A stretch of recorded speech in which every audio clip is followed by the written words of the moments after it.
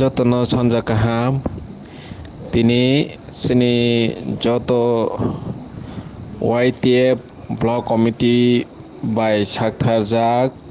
Tripura block committee by Saktarjak TW block committee by Saktarjak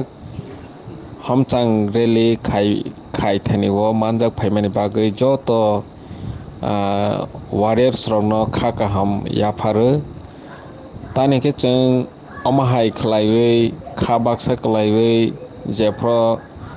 sini दफानि against सामं तांनाय रगनि प्रतिबादि जों खायनानि नांमानिगो अमाहायखे लगे लगे न खायनानि नाङो sini बुबाग्रानो जेबाबे बर' एनसाल खायखा हानिबाङै जों बनि प्रतिबाद खायनानि नांसौबो सारा त्रिपुरा बाय गोदालैनो sini किलाव बो खायजाखा हानिबाङै अ जागा मानजाक फायनाय जत लोकरगनो आनि खा काहाम तै हामजांमाय आफारो फायनाय सालाव बहायनो जों तै बक्रा खलायै चबा खायनानि नांनाय अमनो sini one last fight sini बुबाग्रा सामानि sini पायथाक चबा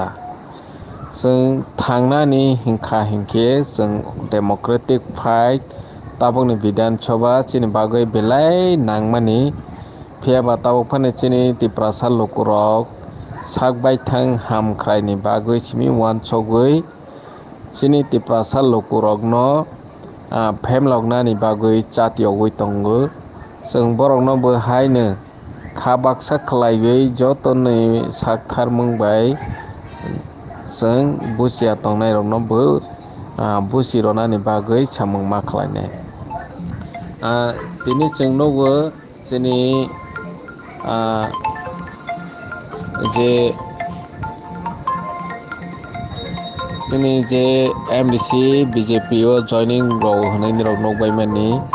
खाता बायदि केबो तानि हिंखे अमाहाय MDC थांनाय फायनाय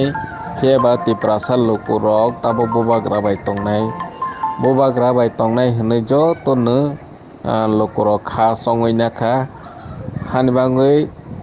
जोंखौनो वाना जानाय करे लिडार मासा कमेमा बाय तिप्रासानि कोनो फान बाया